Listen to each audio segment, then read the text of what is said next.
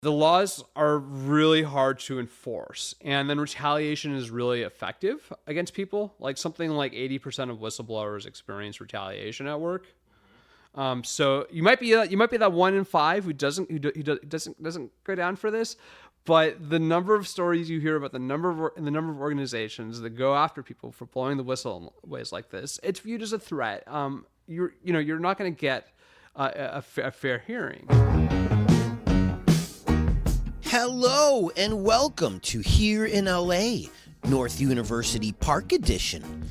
Today, we talk to Zachary Ellison. Zachary is a journalist, a Trojan, and a whistleblower. He spent years at USC as a student and then as a staffer. When he saw something was wrong, he called it out and was summarily terminated. He also closely watches local politics and convincingly intertwines the two. He also knows a bunch about the neighborhood that encompasses USC in South Central, so let's welcome Zachary. Hey everybody, we are here with Zachary Ellison. Hey! Zachary is a writer and would you call yourself an activist? Activist and a journalist. And a journalist. And a whistleblower. And a whistleblower who spent many years working at USC, and that's where you blew the whistle. Correct. Well, let's just get right into it. What did you blow the whistle on? Does USC need a whistle blown on them? It seems like they have enough scandals that are just coming out. Did they? Yes. They do. They need whistleblowers. Yes. Okay. There's always the story that gets out, right? And then there's the inside story of what's happening. And I mean, perhaps the USC's had a number of scandals, and in fact, it's almost become scandalized in a lot of ways. And certainly one of the things you hear people talk about is how many scandals the USC has and how they can't keep track of them. Mm-hmm. But if you were there and you lived through that time and you did so in a pretty high position like I did, you learned a lot of very interesting things about USC and about the city of Los Angeles too. What years were you at USC? I was a graduate student and student worker from 2013 to 2015, and then there was a gap, and then I went to work for USC from October of 2015 to August of 2022. Oh, up until recently. What were your jobs at USC? I was, as a student worker, I worked for the USC Good Neighbors campaign in university relations, which fundraises from USC staff and faculty to support university community partnership programs. So you would call up alumni and say, we need money? We would target mostly the faculty and the staff. We would do newsletter. Predominantly, I'd send out emails to 16,000 faculty and staff. We would that's a principal form of fundraising, and then it usually raised about $1 million plus a year that we would direct towards community programs. So you would write current staff and faculty? Correct. And shake them down for money to give back to their Correct. employer? It came out of the 1992 Rodney King riots, actually. USC decided to do something different. So USC's solution was to do kind of its own United Way program, but just for the neighborhoods around both University Park campus and then over in Boyle Heights to around the Health Sciences campus over there as well. Interesting. All right, so you would shake down the staff for $1 million a year. Yep. And whenever you got donations off of your newsletters, your bosses would say, great job, man. Yep. All right. So what else did you do over there?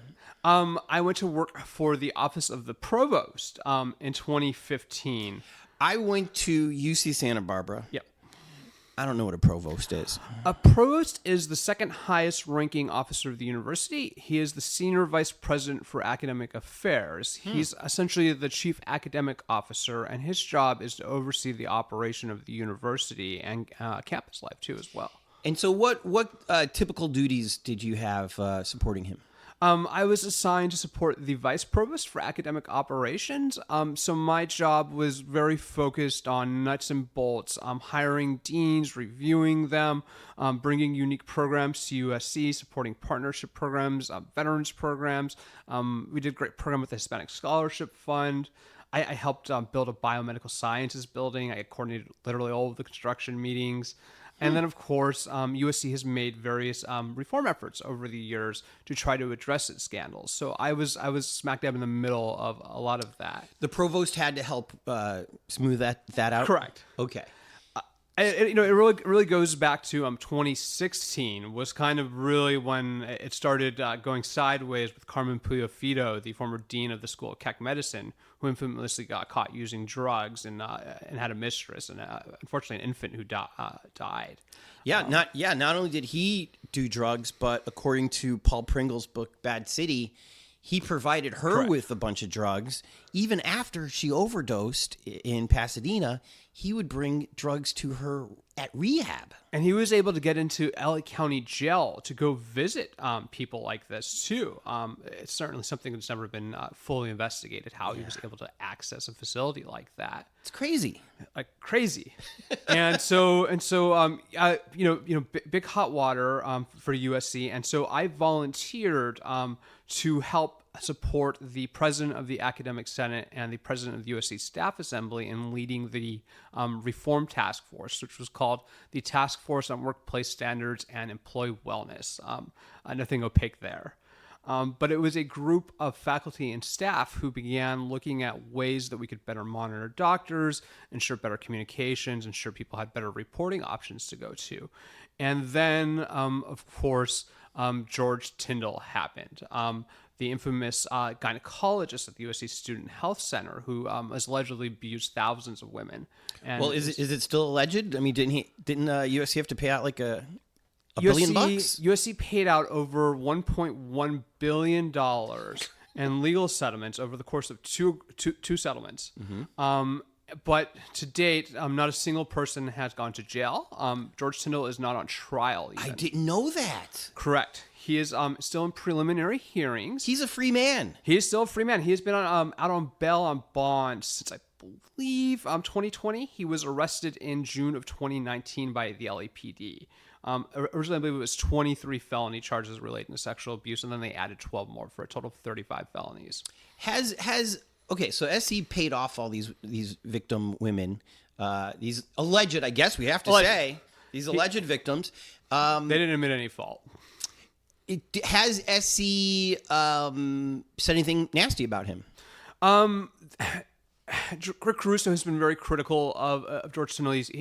During the campaign, he would say that George needed to go to jail right away, very insistently. All right. I mean, Rick obviously morally did not approve of what happened. I don't think anybody should have, but the legal defense mechanism of the university to try to avoid holding people accountable for ignoring these reports, and then to try to limit the payout and the reach of the story has really continued into overdrive. And I mean, I don't like hearing from victims that they're concerned that the criminal justice system is failing them here, but I don't think they're insane. One of the first things that happened after George Tyndall was then District Attorney of Los Angeles County, Jackie Lacey, went to USC. And she met with then interim President Wanda Austin. And in fact, there's even a picture you can still see of them together on Twitter saying what a good relationship USC has with the district attorney's office. And so victims have pointed to this, as proof that Jackie Lacey, who was also a USC alum, had a conflict of interest and sought to downplay and slow the gravity of the charges and the process. And I wish I was getting a different vibe from George Gascon, totally. I have been bugging his spokesman for the dates and to try to get some clarification about what's happened. But there were no preliminary hearings that took place between June of 2022 and November of 2022. The preliminary hearings stopped for that entire period around the election, and then they restarted in December of 2022, and now they're continuing. Is George a Trojan as well?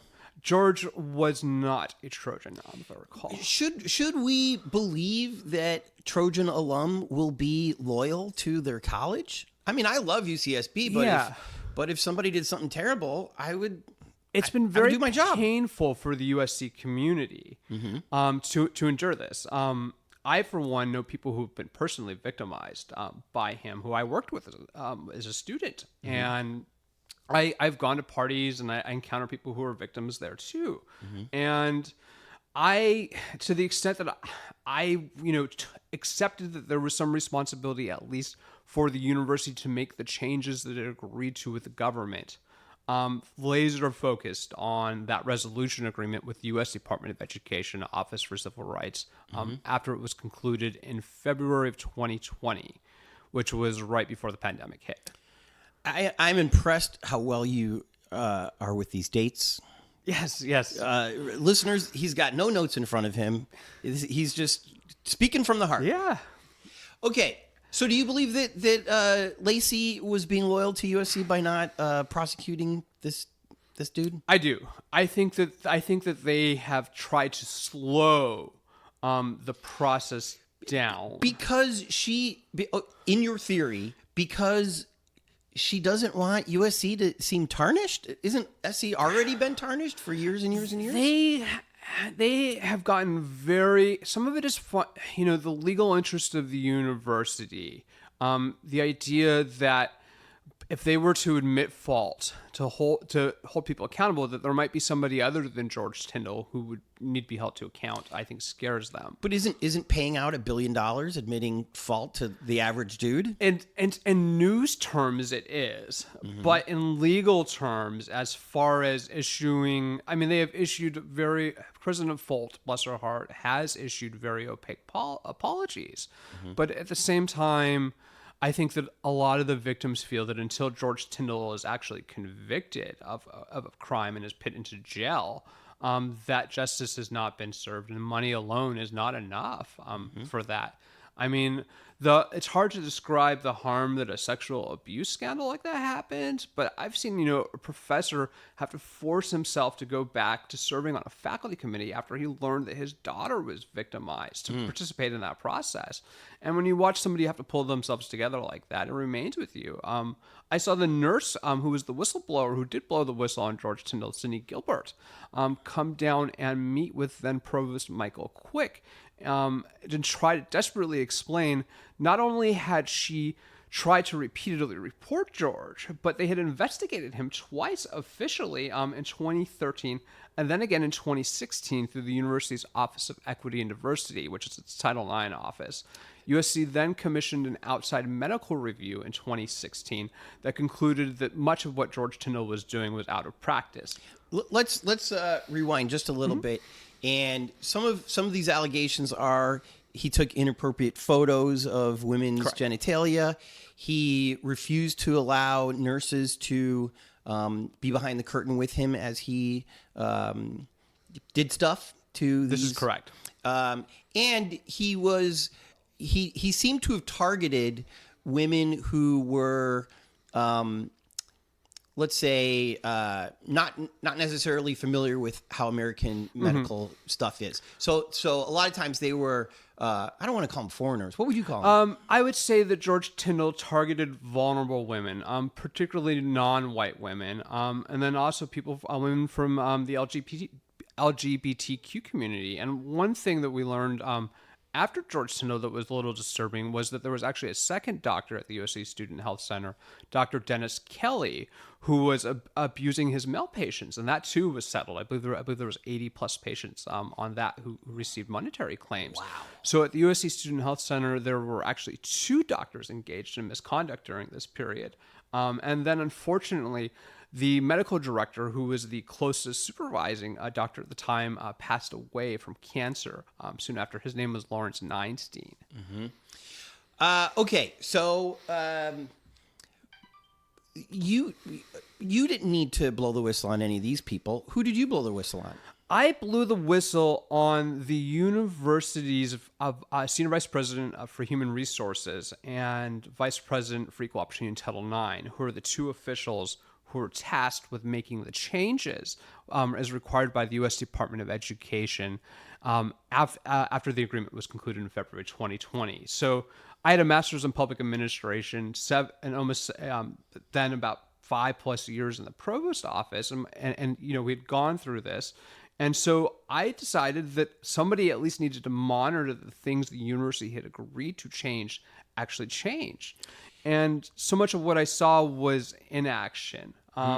They did make some changes. They hired people, but a lot of the really important outward public-facing things that they needed to do happened very slowly. They didn't make changes to our performance evaluations as employees to give us a better, more direct reporting option through that process. And then I caught them in 2021. There's an email that you're supposed to send out school-wide at the start of every year that's called a Title IX notice that informs you of your federal civil rights as a student in that institution. And USC is required to do this at the beginning of every academic year. And so when we came back from the pandemic in 2021, this did not happen.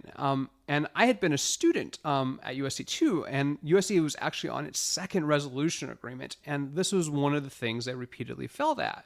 So I blew the whistle internally on that at USC. And then I tried to turn around and report it to the U.S. Department of Education Office for Civil Rights.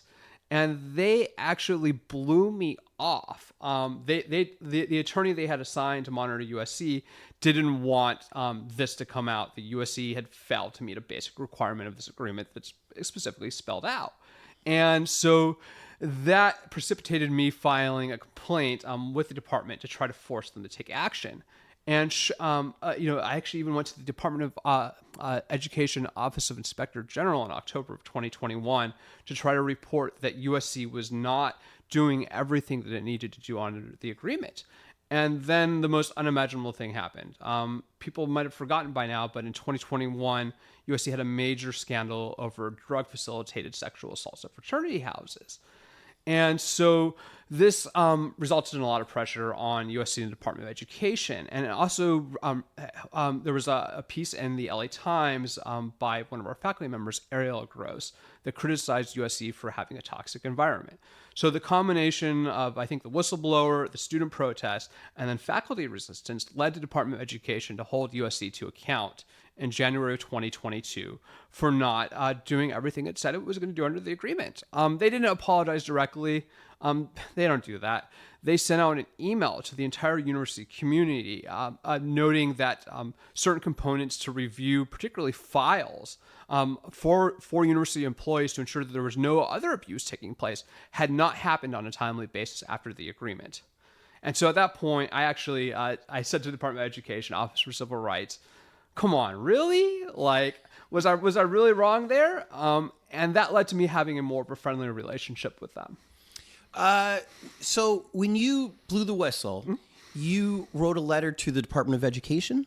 I filed a formal complaint And on top of my emails. And when you did this, you probably assumed, oh, USC is going to get this and be like, whoops, we should have sent out this one letter. Yeah. It's for starters. And they never did it? They did do it. After I reported it, it took them 4 days to do it. Oh, good. But they did do it. So it worked. Yes. That part worked. That part worked. Well, let me ask you about I forced these. the behavior to the change. Okay. What other aspects of the agreement had they not completed? So as part of the agreement, USC agreed to revamp its Equal Opportunity in Title IX office. It actually disbanded the former Office of Equity and Diversity, and it created this new unit called EEOT, Equal Opportunity in Title IX. And it hired a new coordinator whose name is Catherine Spear. And people might not know Catherine Spear, but she was the Title IX coordinator at Stanford during the infamous Brock Turner case. Oh, was he a water polo guy, volleyball guy? He was something like that, but he took a girl behind a dumpster. Took a girl behind the dumpster. So that's USC's Title IX coordinator. Mm-hmm. And I've tried to work with her very intensively because I was interested in these issues. USC was also supposed to provide reports to the university community on its progress on an annual basis since 2020, and it hasn't issued a single one of those reports. So are nurses going behind the curtain now with the doctors? We have. I can't say that for sure. What I can because you're not allowed back there. No. My job is to coordinate the university's strategic response to this. But maybe there could be a form from all these patients where they follow up and say, was there a nurse present? We have actually improved that. USC has not publicized that there's a university clinical services program that we helped to create that is sort of the non-Keck medicine of USC, monitoring and reporting improvement for medical staff and for clinical staff in general, whether you're a psychologist or an occupational therapist or a dentist. When people make complaints, they need to be acted on, because otherwise, and they need to be acted on with integrity, because certainly one of the issues wasn't just that USC had gotten complaints, that it mishandled the complaints deliberately to avoid having to deal with the story. And even beyond the point of any reason or logic of it. You were there for a while. Mm-hmm. Why do you think they just didn't do what they needed to do? I think that the university's public image and reputation come ahead of everything else there for some people, including human decency. And I have had confrontations with people face to face about these issues inside the senior administration. And that is the response. It is that culture of loyalty, of an unblemished, perfect USC that has become harder and harder to maintain. Well, it's not maintained. It's not maintained. And so, okay. But they still want it. Well, who doesn't, though? Who doesn't? And so when people or an institution make a mistake, a serious mistake where they have to dole out $1 billion plus, correct, there's two paths you can take. Own up to it and say, this is what we're going to do to fix it. Or ignore it and think that it's going to go away, even though the LA Times is right down the street and has made a living writing stories about USC scandals. This is why it's hard for me to believe that they chose path 2. I'm under the impression these are smart people. They're very smart people, and they're very well funded, and they're very well resourced with attorneys. And I also feel like, well, for example, today LeBron's kid decided that he's going to go to SC next year. And so even among all these scandals, people still want to go to USC. I mean, then LeBron's kid could go anywhere, including UCLA, which also is pretty damn good at basketball. Notoriety, is a form of marketing. I mean, that was certainly one thing we became aware of, was that we thought the scandal would hurt the business reputation of USC as an educational institution. But in fact, it didn't. Applications went up. We had record highs. Therefore, don't you think wherever the next scandal is, USC will finally say, well, if we own up to it, it's not going to hurt us. In fact, we know it's the right thing to do, but it's not going to hurt us. So therefore, do you think in the next scandal that they'll do the right thing? I think that I don't think they want necessarily to, I don't think it's a binary. I don't think it's right and wrong. I think it's a complicated calculation of financial and legal risk. And I think when you talk about who USC is, and you talk about who the leaders are there, who define it, one thing, I mean, certainly I noticed was, between former President Max Nikias and what it was like to have to have that culture of the university, and then to have an incident happen like that, and then to have Rick Caruso go from being a trustee to the chair of the board of trustees, he replaced an oil tycoon, but like his interest in the school wasn't necessarily the same. Like the former chairman of the board of trustees of USC, John Mork, and his wife gave $200 million in scholarships to the university. Man. Rick Caruso gave $50 million to Pepperdine while he was chair of USC. So I mean, to the extent that Rick Caruso is a product of USC and he loves it very much, he also looks on it as a reflection of himself in a way that I think is perhaps different than other people who didn't run for mayor with a $100 million campaign. And I think that when you talk about what the response has been as far as the university's intentions, it gets really hard to tell. And one big clue we've gotten, though, that something is amiss was the leaked deposition from that civil case that came up to knock LA back in October of 2022. And there's a very suspicious section where Rick Caruso admits to getting a cell phone call directly from an LAPD captain after the George Tyndall investigation begins. And Rick says that he refers the captain to the USC Office of General Counsel and kind of jokes that he'd gotten a lot of calls from LAPD captains. But it's still not clear how anybody in LAPD gets Rick Caruso's cell phone number. Well, and also, why call him? Why call him? And to talk about the investigation by his own admission into George Tyndall. Why do you think they called him?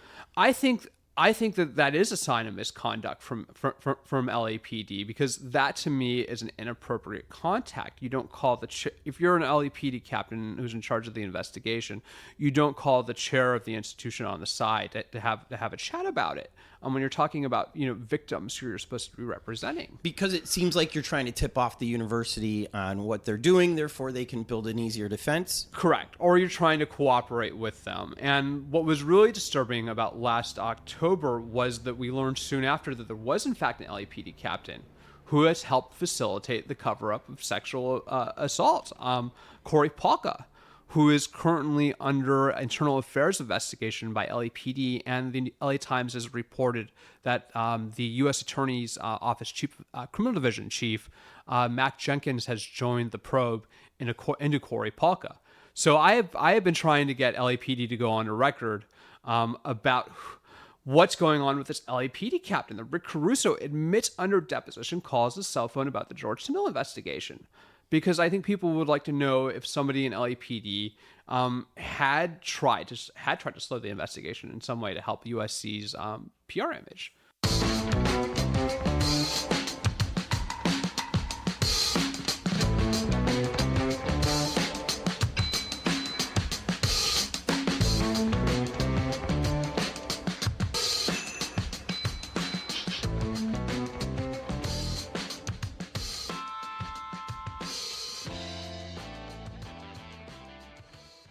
Before we get into the bad of what happened after you blew the whistle, any other good things happen? I think as far as my sense of self and my sense of soul, at least feeling like I'm not part of something that it wasn't that we wanted any of it. Nobody wanted any of this to happen, but the university's response was so bumbling that whatever mishaps there were before the investigation, USC has deeply apologized for, and so now it's a question of what's happened after this news has come out. And you see like Karen Bass and Gloria Allred doing a whole press conference in the middle of an election season to call for the end of the cover-up of USC sexual abuse. But now neither one of them wants to give any comment on it. Take it what you will. I don't think either of them is being disinterested, but I do think that there are some politics to this and to what stories make the news and stay in the news. Mm-hmm. And certainly, this is one that's fallen out of the news lately, post-election. News cycles are a blink of the eye these days. And so unless you think that there's something behind all that. I do think that there is, I do think that Rick Caruso, and his closest political associate, whose name is Sam Garrison, who was his chief of staff at USC and is now the senior vice president for USC, and then the then general counsel of USC at the time, Carol Mach-Amir, did cook up this kind of scheme to damage control USC's reputation and to support Caruso's political ambitions implicitly. Because it was no secret that Rick Caruso wanted to be mayor of Los Angeles. It's something he's talked about for much of his adult life. People have speculated for over and over again that he was going to run before he finally did. So I think that employees will do a lot of things to make their bosses happy. Whether it is bad intentioned, the self-admitted cleanup job that happens has been very hasty and has not led to the resolution of this to anybody's satisfaction. What was the resolution personally for you once you blew the whistle? I succeeded in forcing USC to take a federally mandated action, and then I reported it to the regulatory authorities. I mean, one thing people don't realize about whistleblowing is ideally you are doing that sort of action. It's not just leaking something controversial. It is forcing an institution to try to comply with the law. And I got away with it, and I was able to stay. I did not win any fans. I describe an encounter I have with the senior vice president for human resources in December of 2022, where she's literally staring at me, glaring at me, coming out of the president's office after I think the feds came down on USC. And she glared at you. She glared at me because she got caught not doing what the feds told her to do. Correct. And I think she figured out that she kind of knew it was me. But still, you're not the bad person here. I'm not the bad person, but I'm the person who's making trouble for them. And I shouldn't somebody do this? Let me ask it this way: do you regret blowing the whistle? No. Great. No. Did you keep your job? No. I was able to get more accomplished after that because. But hold on, did they fire you for this? It depends who you ask. I'm asking you. It's still under investigation. Yes, I believe they did. How did that go down? That went down hard on them. It went really bad for them. For them. They tried to silence me before firing me. They engaged in some very intimidating legal tactics. The core thing that they tried to intimidate me in a meeting. They literally were threatening me that something was coming to me. And then they went back and they dug up one of my ex-girlfriend's old Title IX complaints that had been resolved from July of 2019. Their solution was to commit invasion of privacy and try to blackmail me with it. They then provided me with a file in response to a personnel file request that they had been, they were like 30 days past the state deadline on. And they didn't think that I was going to find this file, that they were going to, in this termination planning, like kind of hell week that they were going to put me through. I ended up walking into the termination proceeding and flipping the termination proceeding on them with the help of a security official in the room who was not in on this scheme to try to threaten me. And it didn't work. I mean, here you've got somebody who they know was a whistleblower. They suspected was an informant. And sure enough, at that point, when somebody commits crime like that against you, it deeply affects you. But still, I went in like a raging bull into that room. Unlike most other whistleblowers that either leak classified documents or something like this, all you did, it seems like to me, was point out they haven't done this. So Correct. It's not like you released anything. And all you said was something hasn't been released. I updated the school websites to have the correct Title IX office for people to report complaints to. I did it to over a dozen university websites in the months leading to my termination. And I had produced a spreadsheet that documented how many USC schools didn't have diversity pages on them. It was like 6 who had no mention of diversity at all on their website. Had they had those before? No, but most of the other schools did, and actually, yes, they did. They had it was totally inconsistent. Some of the schools had on the school webpage what the reporting resources were. Some of them had made updates to change the names as required by the Department of Education, and then some of them hadn't. So I undertook a really coordinated effort in late spring of 2022 to do this, which actually led to a literal stare down between me and the general counsel of USC at a university event after somebody complimented me for doing it. He looked at me like, "What are you doing?" Like, why is it bad to do what you did? I figured it out. A month later, USC got in trouble again in June 2022 with U.S. Department of Health and Human Services Office for Civil Rights. And among these things that they were held accountable for a second time in 2022 were these website updates to provide the correct information for reporting. So that at least if somebody wants to make a complaint about Keck Medicine, that they could go online and find the right information to make a complaint. And they were mad that you made it easy for people to make complaints. Correct. Okay, I can kind of see that, but Isn't that the right thing to have on your website? When you have information that USC has not complied with such an important agreement like that, and then has gotten in trouble twice with federal agencies in the same year. Was that part of the agreement that they had to start putting these on the website? It was. Ah, okay. So you weren't doing anything above and beyond. As far as my position, I was only an executive secretary, and you have an entire compliance offices and legal offices at USC that are supposed to be doing these things. And I had even met with these people to try to encourage them over and over again to do the right thing. From the senior vice president of human resources to Catherine Spear, they all knew that I was very interested in this agreement and what was going to happen to it. And so when they finally moved against me, they at the end of the week, they handed me this termination letter that they basically they staged these incidents to try to terrify me, and then wrote a one-sided account of it. But it also includes them describing me as making change inappropriately at the university. Inappropriately. They say that I'd been advised that how you make change at USC matters, and that by going to the government, I guess I had gone too far with them. So how did it finally go down? They called you in an office. They called me into a boardroom at 4:30 on a Friday. And I walked in the room. I told them that my cell phone was off and I wasn't recording the conversation. Placed it down and sat down very assertively and told them, "You guys want to talk? Let's talk." And so there was my boss had a prepared statement that he had actually written, and he started to read it. And so I kind of warned him. I was like, "You need to stop this. This is not okay."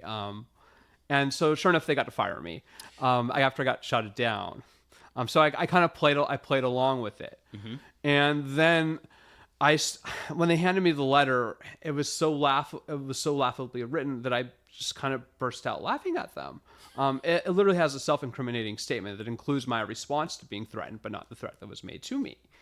And then I pivoted the conversation to talk about the dirt file that they had tried to do, because I mean, if you have an informant and you want to threaten somebody, we'll show them you have some dirt on them. It didn't work. The security officer who was next to me, who was a LAPD veteran, a reserve officer and trainer, and is an expert in counter extortion.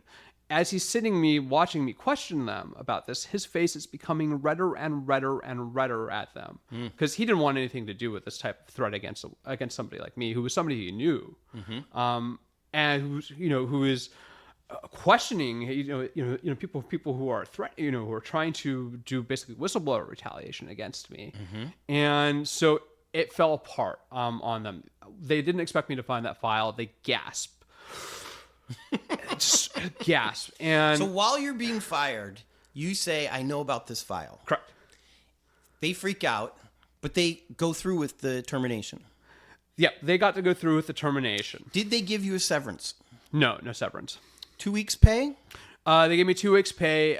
They threw the HR AVP they had. I had never met before in my life. She was next to my supervisor, and she threw the check at me and kind of told me I was going to need it. And then she also threatened me with a uniformed police officer. They tried to tell me that there was a uniformed Department of Public Safety officer outside of the room waiting for me, before she said that USC had so underfunded its Department of Public Safety they didn't have the resources to keep the campus safe. So, I mean... Well, hold on. Yes, I know. How much money does USC have in the bank? USC has probably in the bank reserves of maybe $8 billion or $8 billion. Yeah. The operating budget for USC is about $4.8 billion a year. And they've got reserves and a squad of rent-a-cops don't cost no $8 billion. No. Okay, so it was what they describe as a declaratory statement before somebody commits a crime or something like that. Usually they'll say something, right? That it's like, "I'm going to get you," and so that was her statement. She knew she was up to no good, and so it fell apart very quickly at that point. Did you have to sign anything on that day? I did not. Did you get a lawyer right away? No, I haven't been able to get a lawyer. People are terrified of any type of... Really? Yeah, I mean, USC... There's not a lawyer that wants to fight USC on a whistleblower termination? I've talked to a number of them, and even the ones who have taken cases against USC uses very dirty and extreme legal tactics sometimes to try and get out of being held accountable in just about any case. It's almost they've systematized getting out of trouble, and this is something you hear discussed on the infamous LA Fed tapes. LA Fed tapes are what? The LA Fed tapes were racist and corrupt. Oh, these are the 2022 tapes you were talking Correct. about earlier, where eventually it got Nuri Martinez to have to resign, and Kevin DeLeon should have resigned, but he hasn't yet. Yes. Gil Cedillo got timed out, right. And the president of the AFL-CIO, Ron Herrera, resigned. Why do they call them Fed tapes? It is after the building, which is known as the LA Fed tapes. I'm sorry, which is known as the LA Fed building. Okay.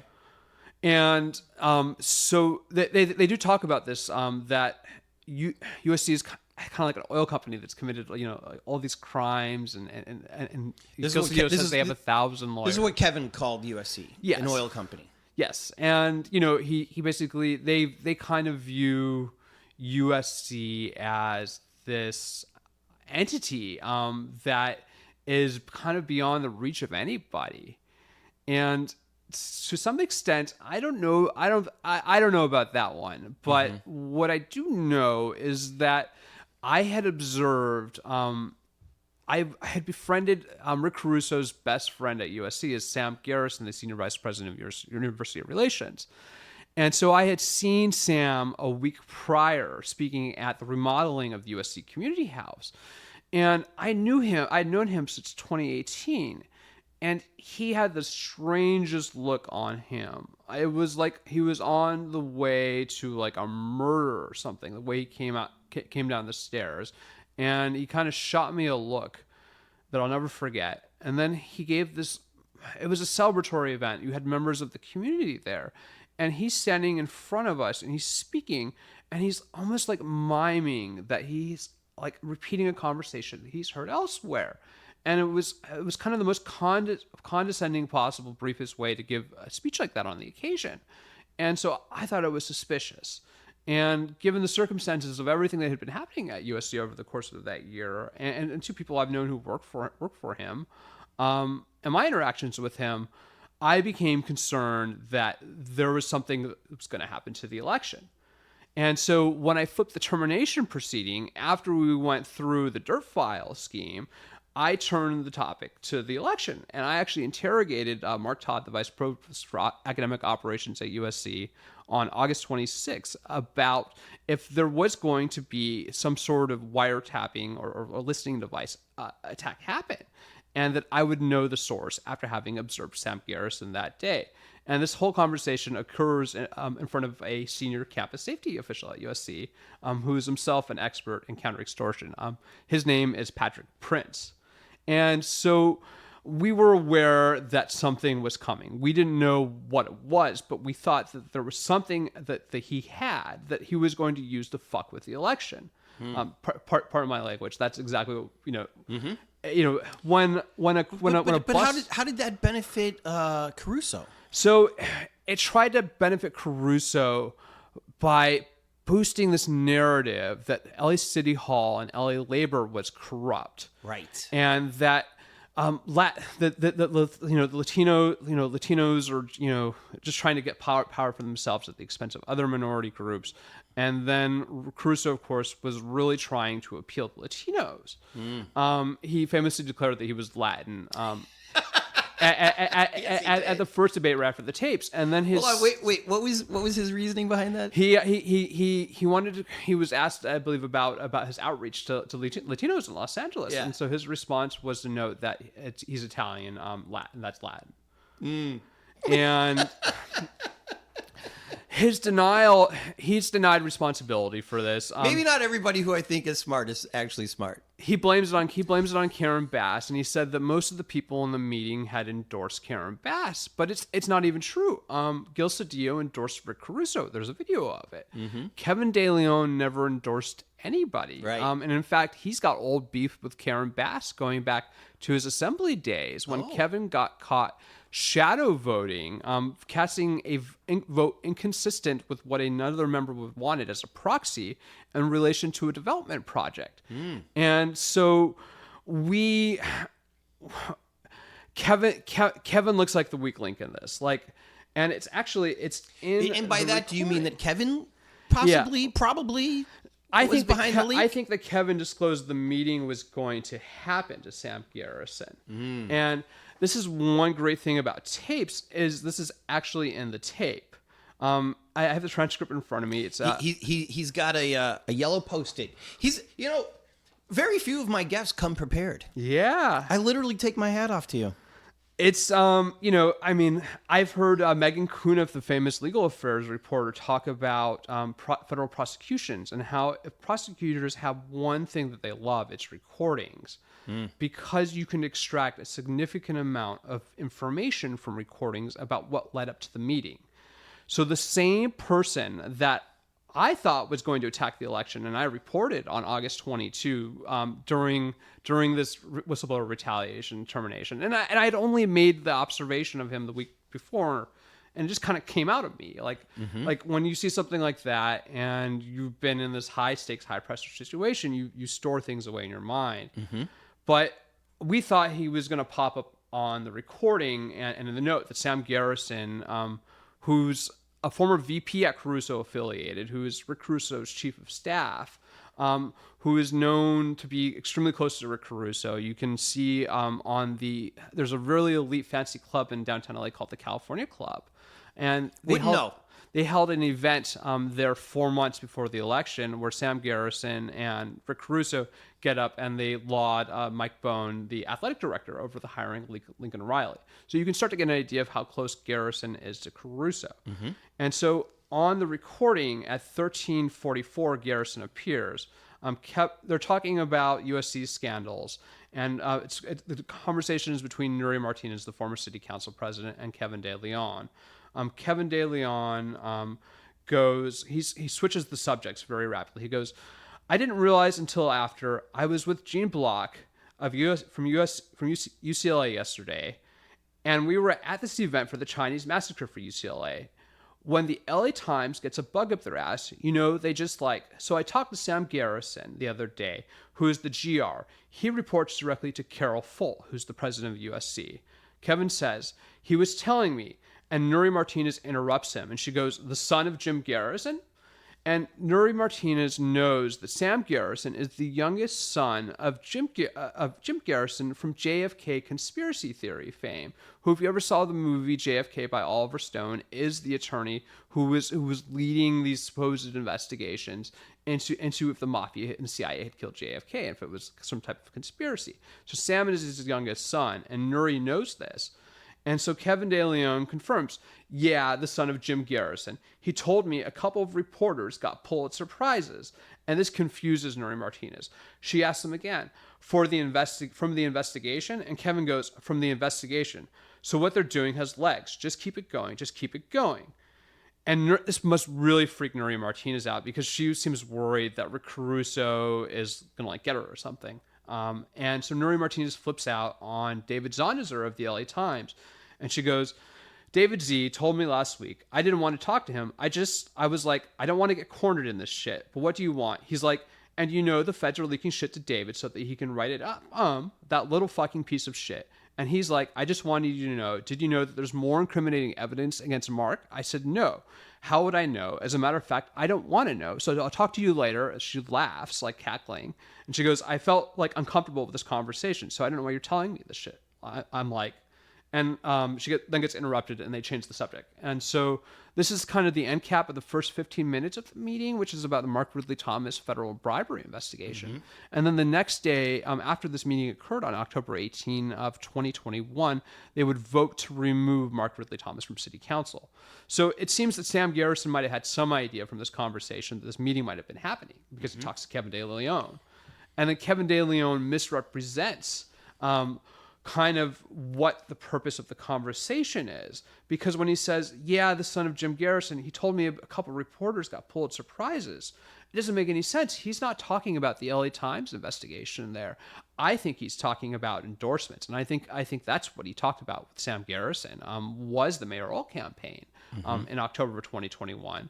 Because I mean, it's no secret that Kevin De Leon is a very ambitious guy. It's no secret that Rick Russo was a very ambitious guy. Kevin came off of a Senate campaign, ran for city council, and then he ran for mayor. So like obviously like there's this backroom conversation happening between these two, but it's just the fishiest thing. And then Sam Garrison is also the only person who connects the note too as well.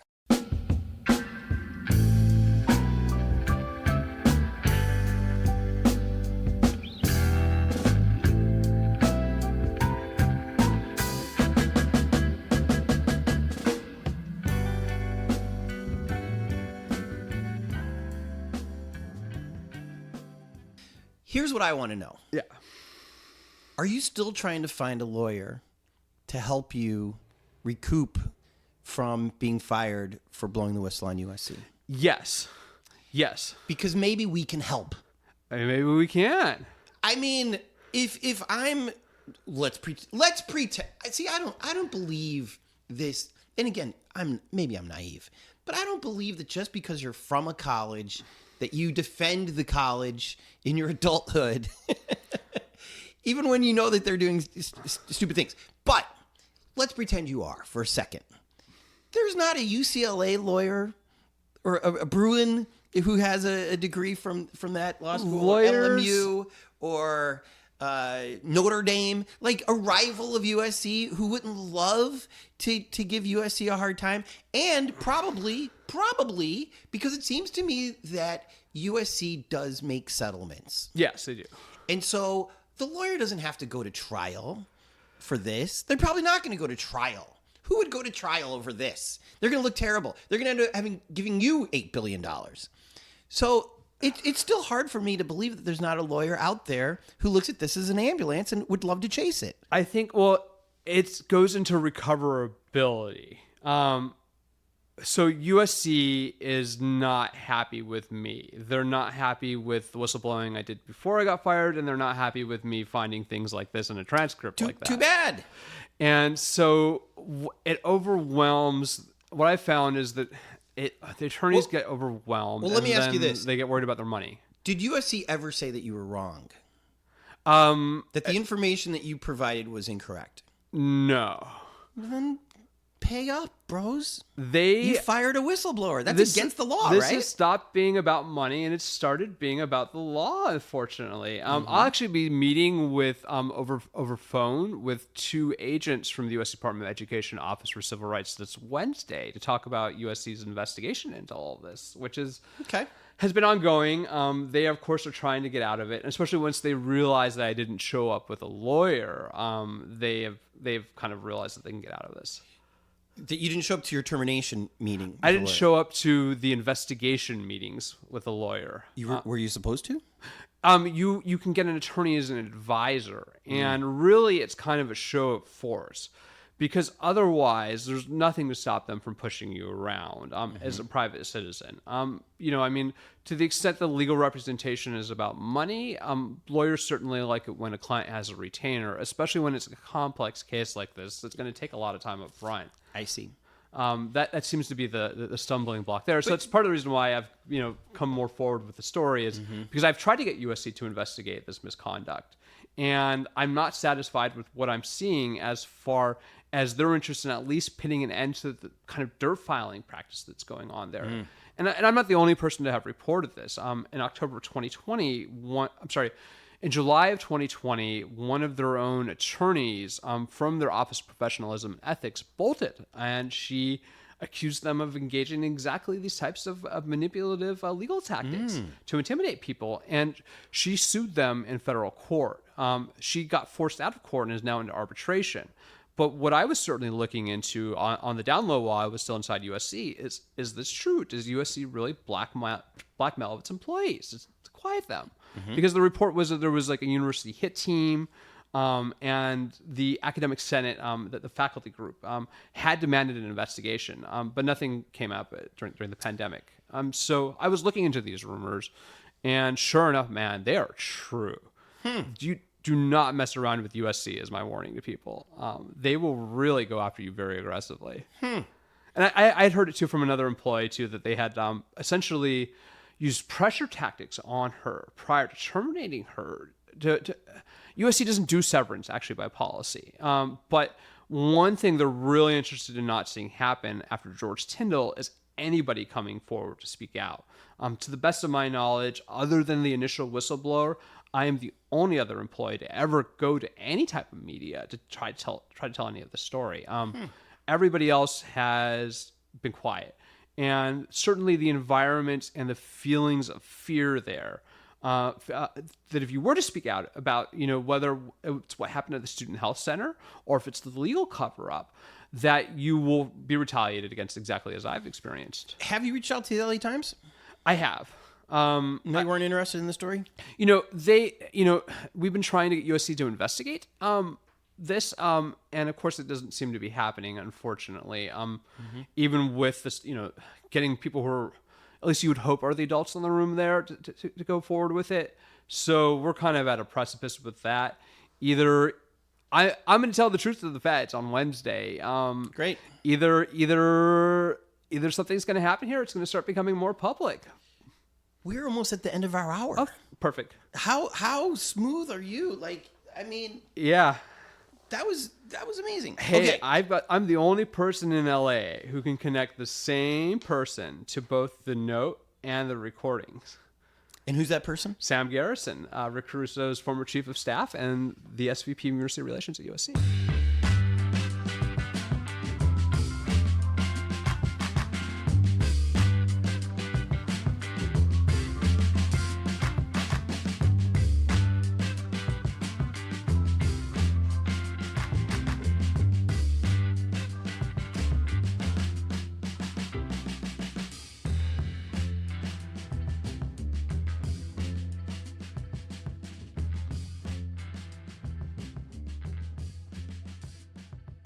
Let me ask you about University Park. Yes. The neighborhood that you worked at for how long? About 9 years total. 9 years, and you were also a student there. Correct. Tell me about it. I really love University Park. There's a lot of people, particularly around the construction of the USC Village, who felt that USC was gentrifying them out. To the extent that some of it's unavoidable, right? Everything's becoming more expensive in LA. Let's again. Not everybody knows about University Park. Yes. I'm sorry, the Village. The Village. The Village used to be more of. It looked more like the neighborhood. It looked like just a. I don't want to say a strip mall, but there was movie theaters there. It just looked like a regular park. And a Superior grocery. Right. Yeah. So I'm not here to denigrate Superior Grocery, but it's not Trader Joe's, which they have now. Correct. And what they did was it feels to me from an outsider that they just wiped out that whole thing, built their own fake brick building, because those aren't bricks. No, it's not real brick.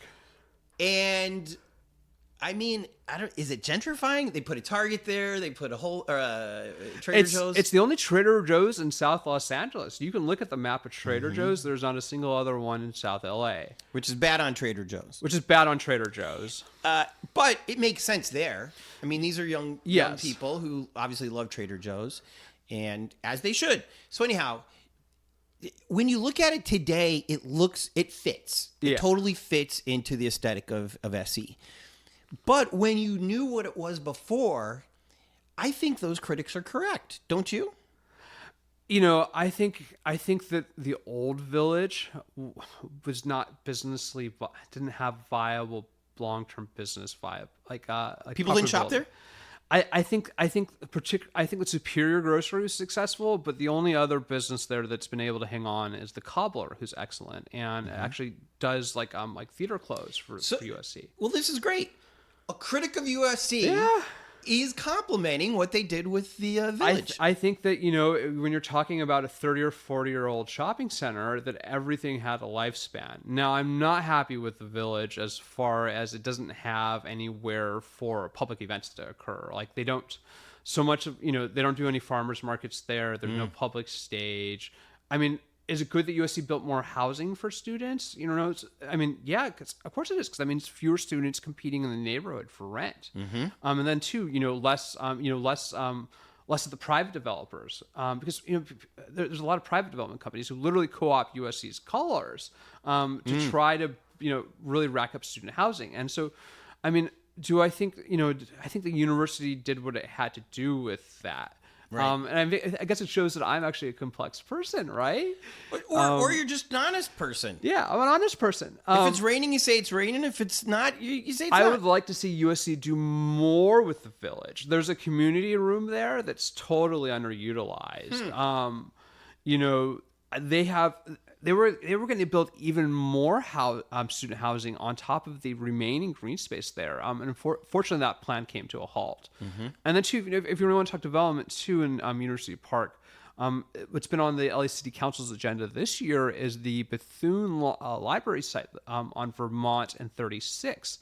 And Marriott wants to build a hotel there, which is totally insane. That one I'm against. 36 is near where? It's right across from the Taco Bell on Vermont and 36. It's kind of the west entrance of USC, and that's really the west area and this area south have really been where you've been seeing more students moving into over the last decade. Because I mean, USC has always been there, right? USC's been there since 1880. The university, the university was there, and the community has really come around it. So I mean, I don't think it's it's a question of USC has a belonging there. Obviously they belong. Obviously the city needs a great institution like this, but it's also incumbent upon the institution to treat people fairly and then to provide benefits to the community. Because they're the largest private employer in the county. USC is. USC is. How about that? Far and away. Outside of government, USC as a private organization employs more people in LA County than anybody else. Am I being unfair when I feel like, since they've been there since the 1800s, and they have $8 billion in the bank, that the neighborhood hasn't benefited from USC? Is it their job for the surrounding neighborhood to benefit? Because it doesn't look great anywhere around there. They have studied this, actually. The Advancement Project, which is now known as Catalyst California, did a report back in 2015 that's known as the State of the Neighborhood Report. And what they found was that USC did have some positive impacts, particularly in schooling, on the local schools through programs like Good Neighbors Campaign and then the USC family of schools. Neighborhood Academic Initiative, great program. If you live around University Park campus, you can get educational support for your student and your family to support the parents from middle school through high school. And then if you get into USC, they will give those students a full scholarship. Really? So the number one feeder high school into USC is actually Fauché High School in South Los Angeles because of this program. Well, I know a little bit about that high school. Yes. That's an amazing high school. It's a good one. They make the parents show up on Saturdays and sit in there for hours and hours. That's the Saturday Academy for the Neighborhood Academic Initiative. So, I mean, I think when you talk about USC, you're talking about people with a very complex agenda. Okay, so that's one of the positives. Yeah. It's still so bad in that neighborhood that they let the students have free Lyft rides so that they can go up to, I think, 3 miles of the campus. Not 3 miles, maybe 1 mile around the campus, because people are getting murdered there. There's crime like crazy. That's what I'm saying. I mean, yes, it's great that they're what you mentioned is actually very good. Yeah. But when you drive through USC, it doesn't look like this school has been here over 100 years and has given back to the hood. They could be giving back more. I absolutely do think that there is lots of room for growth for USC to do more for the community there. I mean, I think as far as the lift rides, yes, you're talking about some safety issues, particularly. It started out, it was supposed to be a supplemental service to the normal campus cruiser program, which was student run and operated through USC Transportation. And then they kind of expanded it out, and then it has become, well, who's paying for this? So now they've stopped the exclusive rides, and now it's shared rides only. Don't you think the students are paying for it though? Through the tuition, they are. Exactly. They're not free. They're not. It's not totally free, and I don't think it's totally out of fear of the neighborhood exactly either. And Oh, I you don't? think that there are legitimate crime concerns. Like one thing I'll say, event that happened, that was really saddening. Last May was one thing I noticed is that USC has not done a very good job of maintaining the blue phones.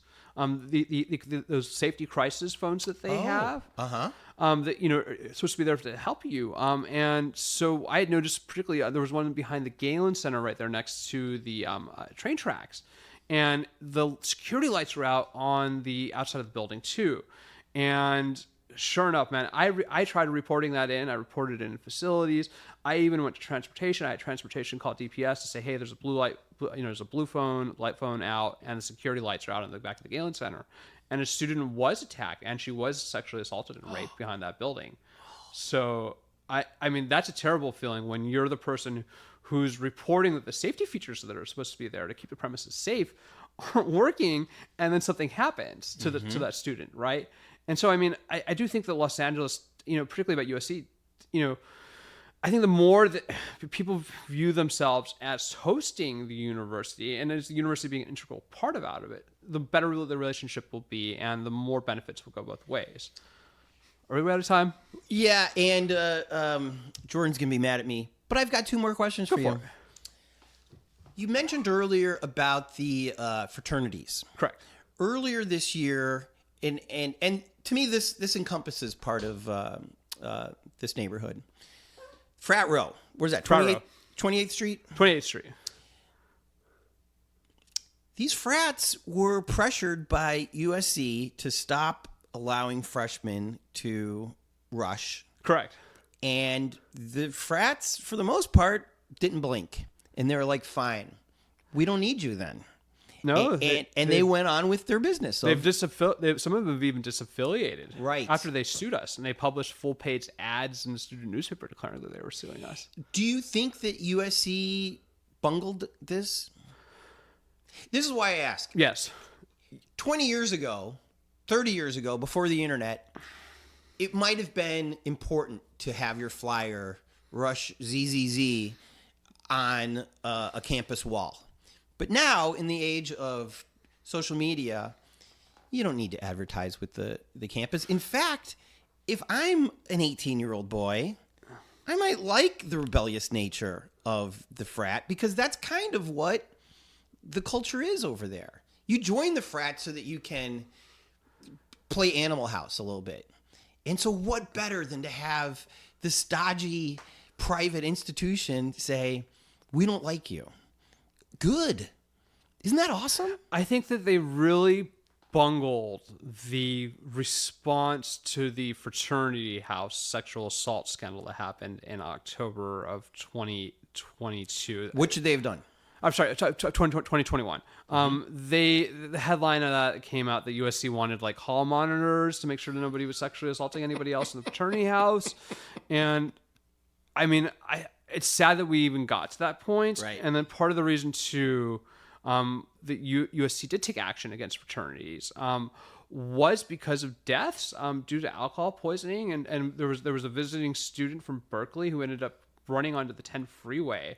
That's never been explained. There was an Navy ROTC student pretty who far killed away. himself inside the fraternity house. So, I mean, as far as the hazing issues and those safety issues, of course the university has to respond to them. Nobody wants to feel like they sent their kid off to college to party and then he died wrongly. Or that their daughter's getting roofied.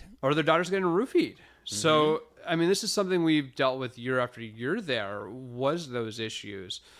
I personally was never a member of a fraternity. I've never gone to a fraternity party. In fact, I even went to a college that had no fraternities or sororities, a little tiny Reed College up in Portland, Oregon. How about that? And I don't think that it's essential to school for that to happen. I mean, I think you get into some more complicated questions when you start talking about the tailgates. The tailgating that happened, and USC has cracked down on drinking games, and then they have. You can't have any drinking games at USC since 2014, and the reason is because so many alcohol poisonings have occurred, and I actually have stopped going to them. I got tired of watching people getting carted off with alcohol poisoning. It seems to me that that area, University Park, is this neighborhood, only has a couple. University Park. I'm sorry? They call it North University Park now. Well, where's South? It's been obliterated by the Coliseum. Oh. Actual park. It seems to me that there's really only 2 bars that you can drink at. There's the 9-0, and then on the other side, there is that, I forget what it's called, but it's got like white picket grating on it. You're thinking about the 2-9? It used to be the 2-9, and then it became Study Hall? That's the one. Yeah, they used to have the original Wahoo's fish tacos in there too back in the day. Really? Seriously? Are those really the only 2 places that a 21-year-old could drink? Around USC? Outside of like an actual restaurant? I think that's where you see the fraternity houses getting in the buses on Friday night and going to the clubs. And that's what I'm asking. I mean, is don't you think it would be better for USC to allow some? I think that's a social question of the drinking age. But you've got thousands of kids. We also have the lab, which is next to the Galen Center, and then they have Traditions, Tradies, which is underground at USC, and it used to be the original campus bar. So there's a couple places to drink. I guess what I'm suggesting is maybe give the adults who go to USC, because there's a bunch. I mean, when I transferred to UC Santa Barbara, I transferred as a 21-year-old. And, I was incredibly popular with my ID, let me say that. But I think one of the reasons that people go to frat houses is because it's one of the few places they can drink. And it's a party, right? It's fun. Mm-hmm. So I'm saying maybe maybe expand it. You don't like this. Oh, he's I mean, I think it's not the university's choice. Yes, but still, if you know that there's this terrible culture, which is including the Greeks, what can you as a university do about it? They tried, man. They banned freshmen from rushing, which was a financial hit to fraternities and sororities, and then they created a series of complex rules about what you had to do to host a party. Did some of the fraternities agree to these rules? Some of them have, I believe, because they wanted to be affiliated with SC. Yeah, and I certainly, the administration's argument has been that by keeping your affiliation, you show that you're a safe fraternity, right? Right. And that you're willing to work with the university. So I do think ultimately it's going to backfire on those fraternities who are just affiliated from the university. Mm-hmm. I think that they are going to have incidents happen. And I think that they're going to be even more on their own in dealing with that. And, I think that those national organizations that control those entities need to take more of a step forward, at least trying to ensure that the parents of those students know what's going on. Because it literally can't just be, it's not another stage of boarding school. It's not, it can't just be where you go to get your box checked, right? You're supposed to be there for school. Right. Okay, let's wrap up with this. Yeah. Mr. Whistleblower. Go for it. What's your advice to the next whistleblowers out there? What have you learned that you want to share? I think for the next whistleblowers, 1, document everything. 2, if you're going to go out and try to whistleblow, expect that something like this is going to happen to you. You're probably going to get fired. Nobody goes after the jugular like I did and gets away with it. And then nobody. Like whistleblowers get fired. Whistleblowers get fired. Isn't there a law against that? Yes, there are. The laws are really hard to enforce, and then retaliation is really effective against people. Like something like 80% of whistleblowers experience retaliation at work. Mm-hmm. So you might be that 1 in 5 who doesn't go down for this, But the number of stories you hear about the number of organizations that go after people for blowing the whistle in ways like this, it's viewed as a threat. You're not going to get a fair hearing. So expect the worst. Expect the worst. So if you're going to do it, you better be doing it for all the right reasons. Yeah. Which in your case was protect my community. Try to protect USC. Make sure they're putting at least the reporting resources out there. And then, two, send a big message to the senior administration that not everybody is just going to go in lockstep when they don't meet up to their obligations. And, like, if I go down for having tried to provide the correct information for people to report sexual assaults and discrimination, in their schools, and for getting a Title IX notice out, like, I was fine with that. The victims of George Tyndall are people I know. They're people's faces I see, at night. And I don't take it lightly. And money wasn't enough. It's not just enough to arrest him and keep him in some form of pretrial detention for 4 years. He's got to go to jail. And then the rest of the cover-up, as far as who knew what when, needs to start eroding. It can't stay secret forever. And I hope that maybe by speaking out that I'll convince somebody else to speak out with me. And so, I think that'd be the final thing, is if you're going to whistleblow, ideally you know other whistleblowers too, right? And you have some plan at least to corroborate your story, because otherwise you just sound like a crazy person, and that's what they'll try to do to you, to discredit you. They'll try to say he's acting, he's crazy, he's just imagining things. But at a certain level, it gets hard to fake documents and things like that. So that's why I brought my paperwork today, because hey, I'm the only person who can connect the same person to the note in the recordings with the LA Fed tapes. Some of what we talked about may have gone over the heads of some people, but if they want to follow up on this, you've been documenting this very well in your Substack. Yep. What's your Substack? My Substack is zachary.ellison.substack.com. The username is Zachary Obama, and you can find me under Zachary Obama on Twitter as well. Why Obama? Because I think Obama, as the last legitimate president of the United, you're totally legitimate. Dark Brandon isn't your friend? No, I can't. After it went off the rails after Trump, and now we're just in damage control. But I mean, Obama was from Hawaii. He was a constitutional law professor. So many of the ethics and integrity issues, they can't even get near him. You say Hawaii because you've spent time there. I lived in Hawaii. I love Hawaii. Right. Substack. Zachary what now? ZacharyEllison.substack.com. And you're on Twitter. Because that's how we met each other. Yeah. What's your Twitter handle? At Zachary Obama. And it's easy to remember, isn't it? It is easy to remember. Has anybody given you a hard time about this? Oh, yes. Of course, from left and right. And I think that's part of the beauty at it, because beauty of it. Because if you're gonna be the person, right, who one is dealing with one of the most infamous institutions in the city, who reports an attack on the election in specific details with who they think is going to do it, what means they're going to use for it, and then you're going to come forward with this story, you better have some evidence. Mm-hmm. And so I have been very strategically working with other journalists to try to move forward this story of who is the source of the LA Fed tapes. Because to me, it's been terrible watching the city try to tear itself apart over this. Okay, real quick. I've heard Hugo. I've now heard KDL. Is there anybody on this list of reasonable suspects? The LA Magazine also had listed Mark Ridley Thomas and like Jose Huizar. None of them did it. I have some confidence that it's Sam behind it, Sam Garrison.